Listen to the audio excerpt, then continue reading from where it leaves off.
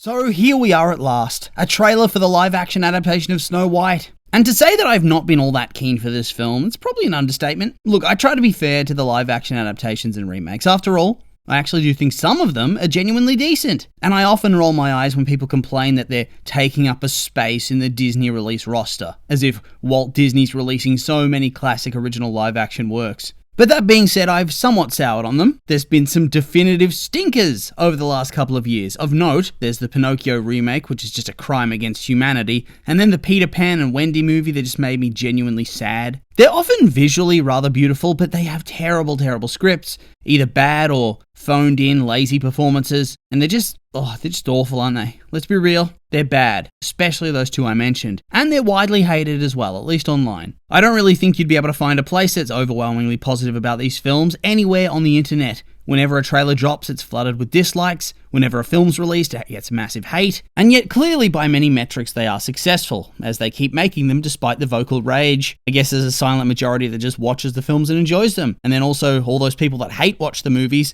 probably bumping up those numbers. And I'll be real, this was not a remake I was hugely hyped for. It went through a lot of growing pains and controversies early on. They had all of that dwarf characters PC in the current climate, and there were those rumors they'd decided to go in another direction, and that the dwarfs would be something else. Then actual little people actors were mad because they lost out on a potentially big role and big paycheck. And then the dwarves were back, but not all of them are played by little people apparently, which, I don't know. Then there was a lot of anger about Rachel Zegler sort of disparaging the original film, and a lot of people perceiving her to be rather arrogant. And also, how do you say her name? Gal Gadot?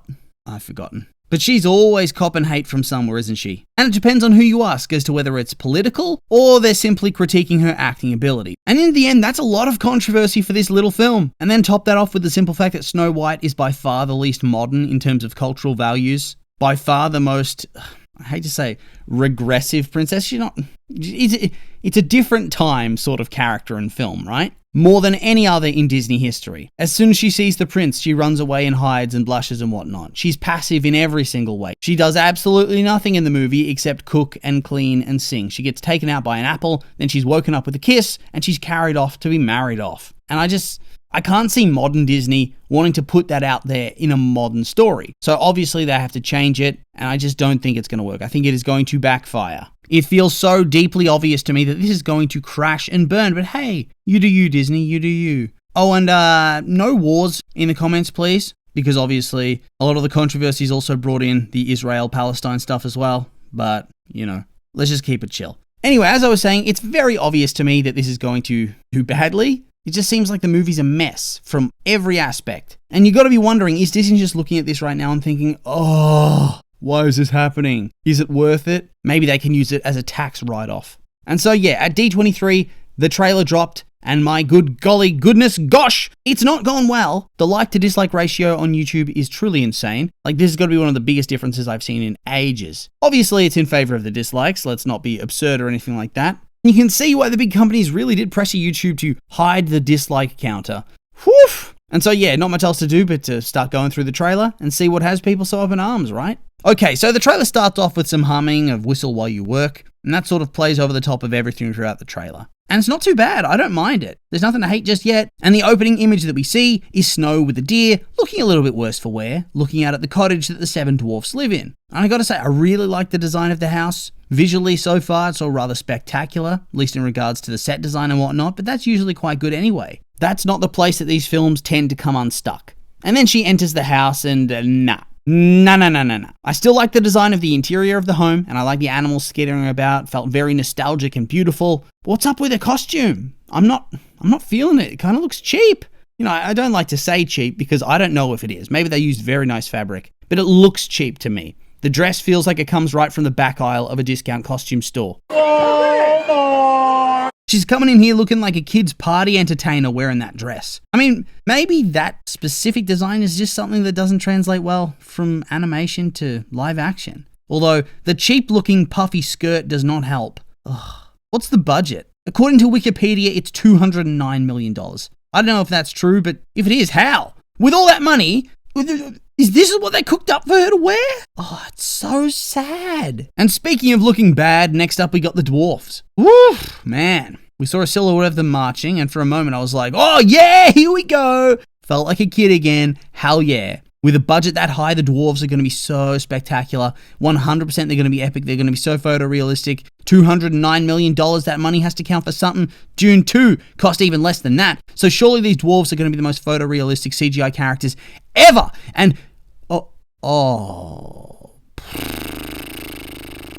seriously, I know the film still has more time to cook and is not scheduled to release until March 2025. But imagine being served up this in your teaser trailer to get people hyped about the movie. Trying to encourage people to pay to see it. It just ain't it. It ain't it. No, thank you. And then we get a look at the actual song and dance of Whistle While You Work, which, like, the singing's fine. I think she's a good singer. But there actually is a full-length look at the scene out there online, and it ain't it. No, the dwarves look uncanny valley and just shit at best. Seriously, World of Warcraft has pumped out better photorealistic characters in the cinematics they make to advertise their game than Disney does in their actual film trailer.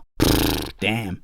But also, just the way the song and dance plays out in the trailer bodes ill for me, because in this version, the idea is that Snow White is getting the dwarfs to do the actual work. Yes, that's right. These dwarves work all day in their diamond mine, and when they come home, they find a squatter, and they give her a place to live in exchange for chores. They're giving her room and board in exchange for her cooking and cleaning for them. And it's not like she has any way to turn this down. She just got chased out of her kingdom and was almost assassinated for being too pretty. Take what you can get. But yeah, instead of doing that, she apparently remembers that she's a royal and she doesn't have to work, so she tricks them into doing it all by singing with them. It's not looking good in terms of the direction they're taking the story. It bodes ill. See, this is why they shouldn't have made this movie. Just some things should just be left in the past. You don't have to revamp everything. We continue. Then we get a look at, I think this is Someday My Prince Will Come. We obviously don't hear the song, we just see the clips. And we see the evil queen for the first time. And yeah, she's looking accurate to the OG, and I'm sure this is my own personal preferences for everything. But I cannot take that headpiece seriously on a villain. For me personally, it's premium cringe. Honestly, for both of the leads, I think this movie would look so much better if they departed from being overly accurate in recreating the costumes, because it just doesn't work. You might disagree, but I think that looks stupid. We then see the Queen doing her magic mirror segment where she asks, who is the fairest of them all? And I'll be honest, didn't like the acting here. Not giving me Evil Queen vibes. Just doesn't have that same chilling gravitas like the OG. Thelonious, you were saying? We also see a couple of action shots, the dwarf minecarts, soldiers in the Queen's city, Snow White picking an apple. Then we get this shot. Who did this? If this is a wig person, for shame. If this is her hairstylist, for shame. How you gonna make her look like Lady Farquaad? How you gonna give her the poodle cut? Coming in here looking like she has earmuffs on. Oh no. Whatever you think of the actress, she doesn't deserve this. Then she does some spins for style points, whilst the Evil Queen also gets style points of her own. And I gotta say, this part gave me the actual vibes of the Evil Queen. Credit where credit's due. She storms down those stairs with a cape flourish that would make Severus Snape blush. We then see the silhouette of the Queen becoming the old crone. It's a very blink and you'll miss it type of thing. You can't really see her face too much, but yeah, it doesn't look too bad. But I'd actually need to see a better shot to make up my mind. We then see the famous apple and we take a look at our prince and Snow. She still has that terrible powdered wig, but if it was real look. And he apparently really likes this. Also, this dude's a prince? This guy?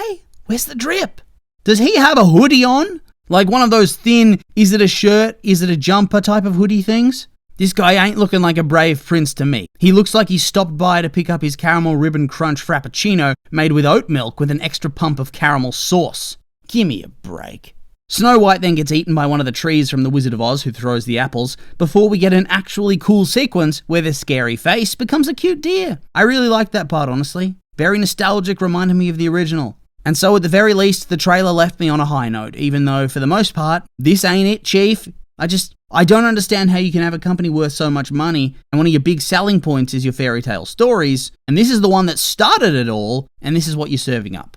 Nuh-uh. No thank you. I mean, don't get me wrong, I'll still watch it because I'm a glutton for punishment like that. But just this once. Can they just make a really good one that's awesome in every single way? And so, yeah, not really much else to say beyond that. And so I would like to remind you these have just been my opinions, and now I'd like to hear yours. What did you think of the trailer? You like it? Somehow? You hate it? Like me? Anything you'd like to add? I'm curious for your thoughts, so make sure to like, comment, and subscribe, and let me know.